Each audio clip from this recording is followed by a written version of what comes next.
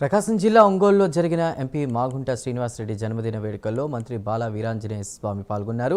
నకిలీ మద్యం మూలాలన్నీ కూడా వైసీపీ అధినేత జగన్ రెడ్డి దగ్గరే ఉన్నాయని ఆరోపించారు. గత ప్రభుత్వంలోని నకిలీ మద్యం తయారీ కేంద్రాలు పెట్టారని, నేడు ఎన్డీఏ కూటమి ప్రభుత్వంపై బురద జల్లే ప్రయత్నం చేస్తున్నారని విమర్శించారు.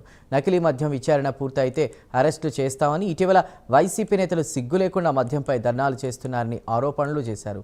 కూటమి ప్రభుత్వం లిక్కర్ పాలసీ తీసుకొచ్చి నాణ్యమైన మద్యంను అందిస్తుందని మంత్రి బాల వీరాంజనేయ తెలిపారు. సిండికేట్ జగన్మోహన్ రెడ్డి చేత నడుస్తున్నటువంటిది.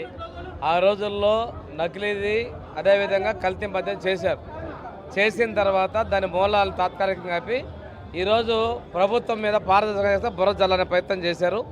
మీరంతా ఈ 2 రోజులు మీడియా చూసినట్టయితే వాళ్ళు ఇచ్చినటువంటి వీడియోలు కావచ్చు, వాళ్ళ ఫోన్లో ఉన్నటువంటి సందేశాలు తీసుకుంటే ప్రభుత్వాన్ని డ్యామేజ్ చేస్తావు, నువ్వు ఇక్కడి నుంచి రావద్దని చెప్పేసి జోగి రమేష్ మాట్లాడిన మాటలు అది ఫెయిల్ అయిన తర్వాత మళ్ళీ ఇక్కడ రైట్ చేపిస్తామని చెప్పి వాళ్ళే చేసినాయి.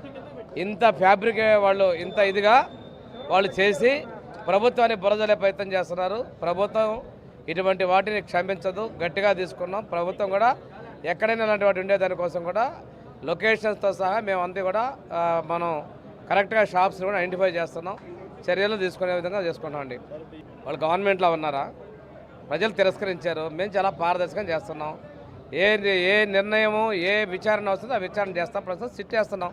అవసరం అనుకుంటే వాళ్ళు కోరుకుంటే అదే వస్తుంది. ఎందుకంటే సిబిఐ విచారణలు పెట్టుకొని తండ్రి చేసిన 1,00,000 కోట్ల నుంచి పారిపోయి తిరుగుతూ ఉన్నాడు.